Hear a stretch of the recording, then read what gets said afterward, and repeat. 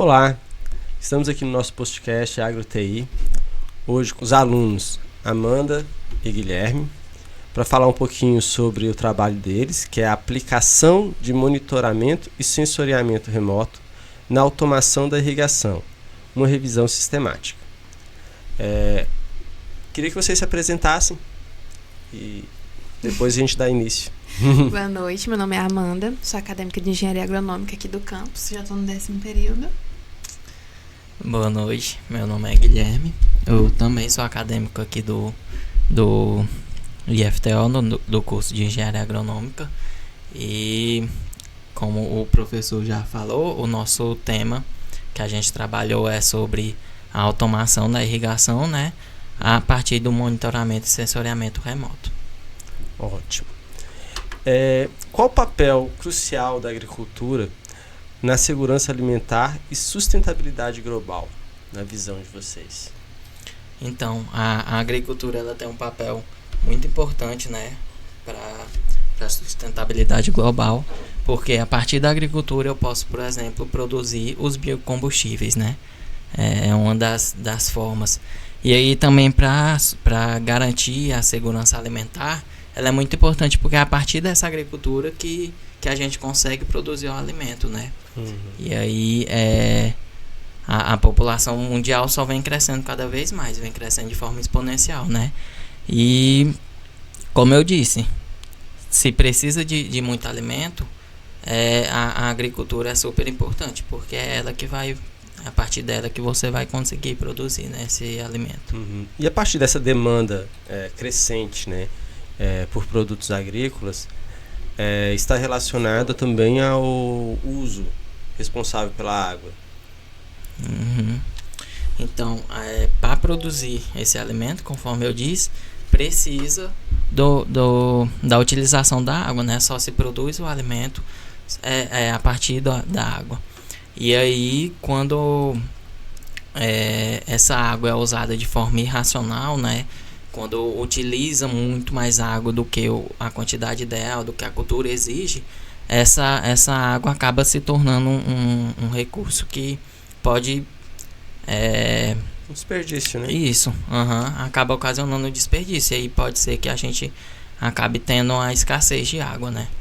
Eu acho ainda que até poderia ser colocar um pouquinho a mais. Além do desperdício da água, às vezes ainda pode atrapalhar a produção daquela cultura. Exatamente, porque cada cultura exige uma quantidade ideal, né, de água. Como a automação do sistema de irrigação pode contribuir para a redução do desperdício dessa água na agricultura? Então, como já foi falado, cada cultura ela tem a sua quantidade ideal de água. Se for o milho, por exemplo, tem uma época que não pode faltar água de jeito nenhum, porque vai afetar lá futuramente no enchimento de grãos. Então, o que a automação faz? Ela basicamente vê, então, o teor de umidade que está na atmosfera, o teor de umidade que está no solo, e aí tenta atribuir isso à quantidade necessária de água que a planta necessita. Então, dependendo do ciclo, dependendo da cultura, dependendo de como que estão as condições climáticas, a tecnologia vai ajudar a entender melhor e a aplicar certo, fazendo com que a gente tenha maior produtividade e menos gasto, né? Menos desperdício de água. Ok. E quais são as tecnologias de monitoramento e sensoriamento remoto mencionados no trabalho de vocês? Ou alguns deles, pelo menos? Então, existem diversas tecnologias, né, de monitoramento e sensoriamento remoto.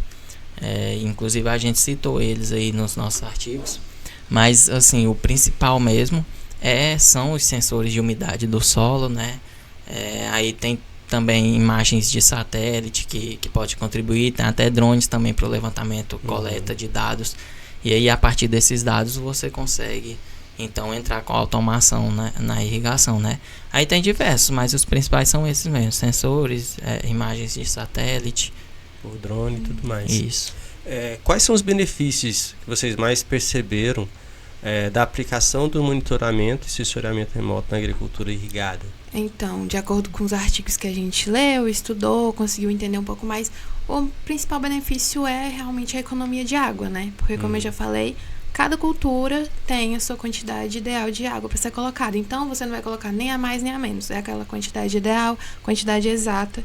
e ponto. Além disso, a gente tem também redução de custos, né? Custo operacional. Isso, custo operacional. E também aumento da produtividade, né? Até como você mencionou lá no começo, quando eu jogo a quantidade ideal, eu consigo ter uma produção muito maior. Porque eu não vou jogar nenhuma quantidade muito além. Nem suficiente. Isso. A quantidade muito além de causar desperdício, né, da água, pode também até prejudicar o desenvolvimento da cultura. E também eu não vou ter a falta de água, né? Eu vou aplicar a quantidade ideal. E quais são os desafios enfrentados para a implementação desse tipo de tecnologia? Então, o principal é o custo inicial de aplicação. Então, para você implementar isso na sua fazenda, é caro. É um custo elevado. Não é fácil de se aplicar. Além disso, também tem o entendimento, né? O agricultor conseguir entender, conseguir compreender como utilizar e como que ele vai fazer a leitura daqueles dados. Interpretar essas informações, né? Que o sistema oferece. Interpretar ou até mesmo a questão de manusear e também de realizar manutenções, né, nesse sistema. Então, essa falta de conhecimento do produtor é muito importante. E tem também ainda uma questão sobre a interoperabilidade desses dispositivos, né? Porque pode ser que eu tenha um dispositivo de um modelo ou uma marca, né, diferente, e aí pode ser que eu não tenha compatibilidade entre esses modelos, né? Legal. Por que a personalização é considerada essencial na implementação dessas tecnologias? Para esse tipo de aplicação, não é como se fosse uma receita de bolo. A gente não tem uma forma correta de aplicar. Então, para essa fazenda, para a fazenda do João, vai ser a mesma para a fazenda de José. Não é assim que funciona, porque na fazenda do João ele tem algodão, milho, soja. Já na fazenda do outro é frutífera, ou então é hortaliça. Então, a gente tem que ver qual que é a produção dele, o que ele produz, qual que é o solo daquela fazenda, é um solo arenoso, é um solo argiloso, qual que vai ser a frequência, quais as condições climáticas do cerrado, mas o outro está em outra condição climática. Então, a gente tem que avaliar tudo isso para entender melhor. E ainda também tem a questão do quanto o produtor quer investir para conseguir fazer isso.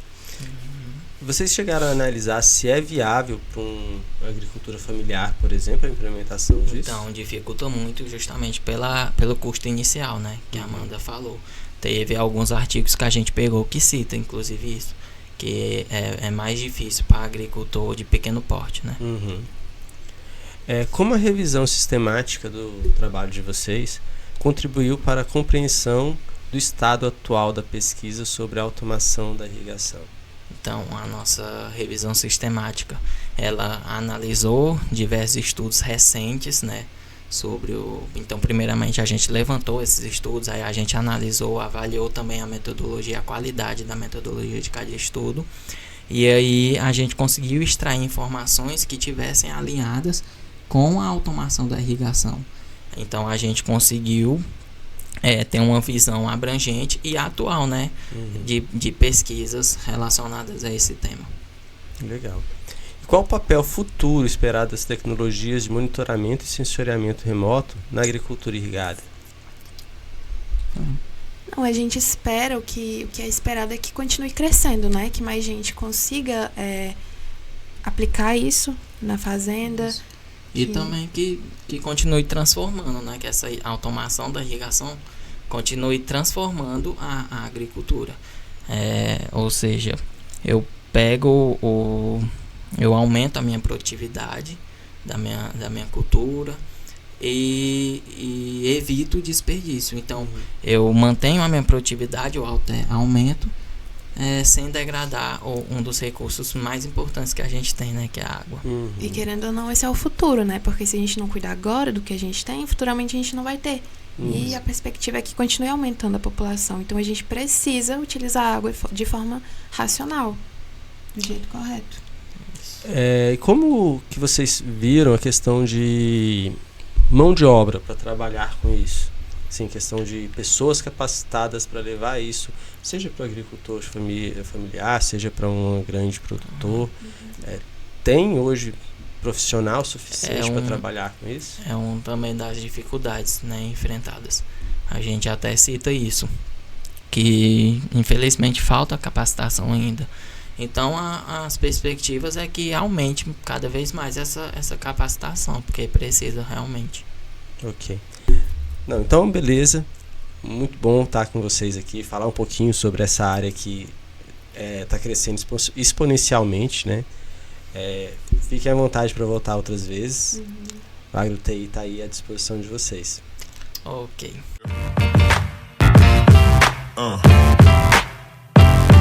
Yeah.